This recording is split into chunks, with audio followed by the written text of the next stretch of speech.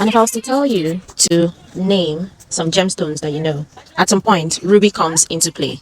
Hi, Z here. Let's talk Ruby by Kajal. This is an incredible fragrance. Ruby significantly has always stood for power, wealth, beauty, passion. And I can see why this fragrance, being a gem that it is named after that. This opens up. Let's get into the fragrance. This opens up with coconuts, the juiciest and one of the most realistic coconut you can think of. This also opens up with cherry notes.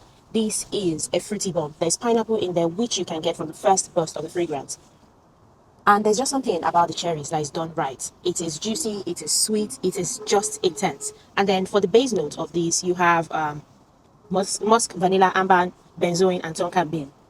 Hard note or middle note for this fragrance is whipped cream, soft powdery, ice cream, brown sugar. And with note like this, you expect it to be sickly sweet. Interestingly, it is not. The burst from the beginning is just something sweet about it. The brown sugar in this is well put together. The blend of this gives it the kind of sweet, but also have a tart base. There's something about the fragrance that holds it together that gives it a bit of woodiness to it.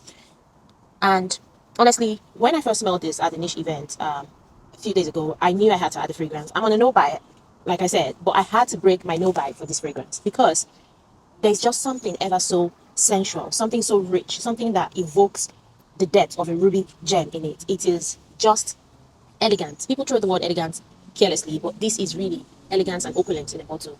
You would expect a fruity fragrance with a burst of pineapple in the beginning and cherries to be too much, but it's just the right amount of balance. The coconut is very, very much realistic. They blend well together to give you a fruity burst, a cocktail to say, a mocktail to start with. And then the ice cream in this, it is soft, whipped to perfection. This is the kind of indulgence you eat and you know, yeah, I've had ice cream. It is just the right amount of sweetness that you need in a fragrance without being too much.